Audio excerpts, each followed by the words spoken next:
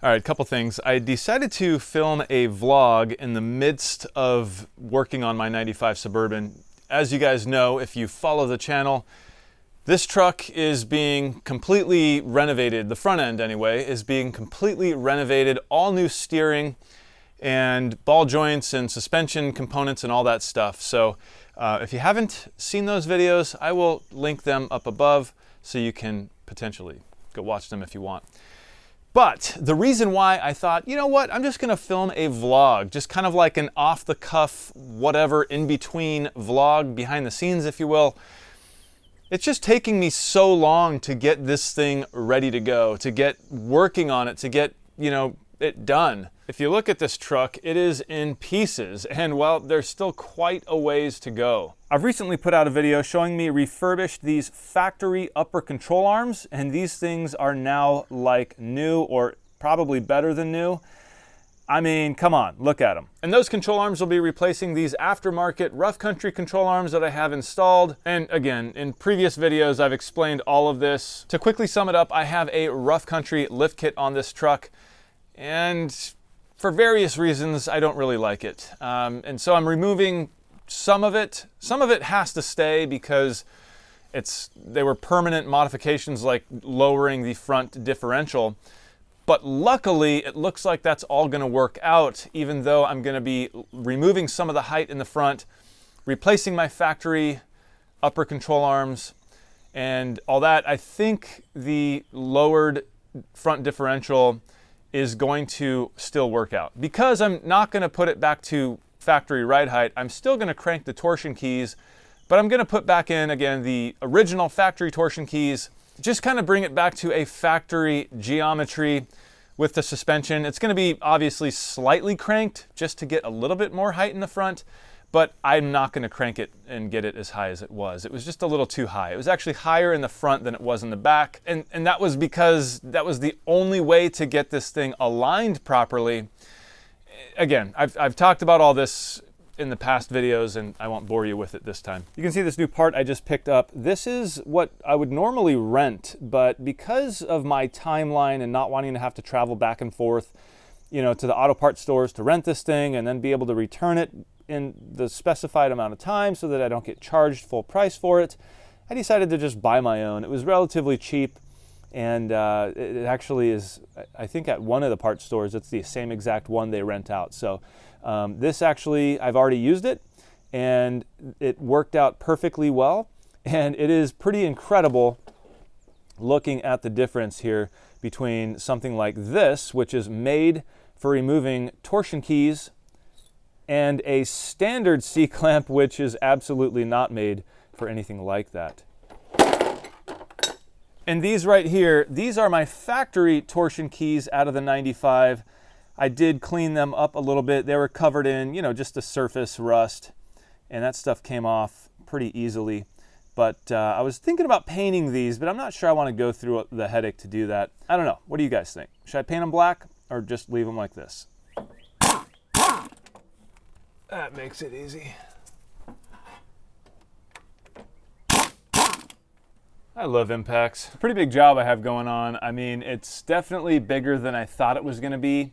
It's taking a heck of a lot more time, which is a little bit discouraging, but at the same time, each little step gets me a little closer to the end. So I am seeing light at the end of the tunnel. I think I have a pretty good idea of, basically exactly what I have left, which is really just rebuilding that lower control arm and then putting everything back together, making sure all the bolts are tight and torqued down to the spec that they need to be. And I guess the good thing is I'm able to look over everything as I take it all apart. I mean, I'm taking stuff apart that's never been touched before on this truck. Parts like this sway bar end link here has bushings that look like they need to be replaced. So now's the time to do it. All right, looks like that's about it. That's the whole thing. Upper control arm, lower control arm, half shaft, and we still have the hub and everything attached. So this may not have been the prettiest way to do this, or even the easiest, but it's the way I did it. I left the half shaft there because all I had to do was remove the 6 bolts from the differential, and I left the upper control arm there because, well, I just figured it'd be easier than trying to knock this thing free. with everything kind of still put together. So to me, couple of bolts. The hardest part about all this was the sway bar end link, which I ended up having to remove the lower two control arm bolts, pivot that down in order to line up the pin on the sway bar end link so that I can get a socket on it. Long story, boring. That being said, I now have this entire assembly out away from the vehicle so I can begin tearing it down. Well, hopefully you can see here just how much work I'm having to do. I'm still working on this driver's side and it's been hours so far today. Now it's time to begin disassembly of all this stuff. But at least I can do it, you know, potentially on the ground, having a lot of space around everything rather than being attached and tucked up into this wheel well. So hopefully that makes my life a little easier. All right, so unfortunately the largest socket I have is a 33 millimeter, and this bolt right here is actually a 36 millimeter. So I'm gonna have to go get a 36 millimeter socket so that I can take off this nut and be able to remove that half shaft. I'm also fighting whether or not to completely replace these half shafts here. I've never had any issues with them, never had any clicking or, you know, weird noises or looseness or anything like that. But they are factory from 1995, so they could be replaced. I'm sure these boots, you know, are kind of brittle because of their age. Yes, this truck only has 80 some odd thousand miles on it, factory. And the other part of that is I've seen that I have a leak here. It looks like this boot has a little slit in it right there. And so I can replace this boot, but that requires taking all this apart, popping this off, replacing the boot, you know, and not a huge deal, but I just wonder why go through all that if I can just replace this whole shaft. Do I replace these factory components that don't necessarily have an issue, but they are old, right? Just so I don't have to worry about it again. It just becomes that, you know, I'd rather replace it now while everything's apart than have something break while I'm out on a trail somewhere or traveling, you know, long distances with this truck, which I'm going to be doing. And yeah, I think I'm leaning towards just replacing it. Maybe you guys can help me. Comment below. I know there's a company out there that makes like extremely high-end CV axles like that, but they're like $2,700 for the set.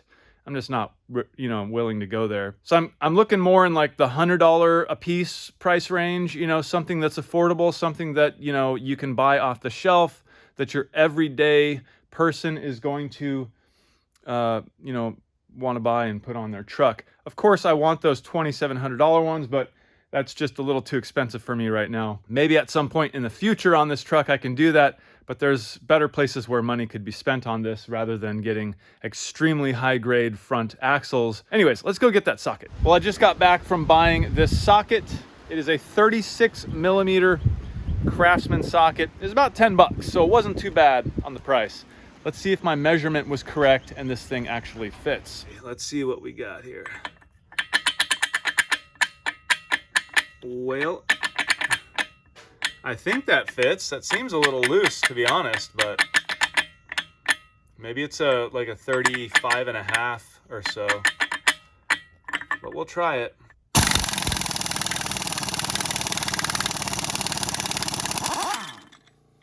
Right on. Got it. Well, I've attempted to drill out the first rivet just to see how it was going to go. And then I, you know, used my chisel to try to chisel the end of the rivet off, and it didn't go too well. I got to recharge my battery. It was almost dead when I started drilling. Well, since I have to wait for that battery to charge, I might as well take care of some other business. Oh my gosh! What was I thinking? Do a couple of other things while I'm waiting. Gotta get some of these low hanging branches out of the way.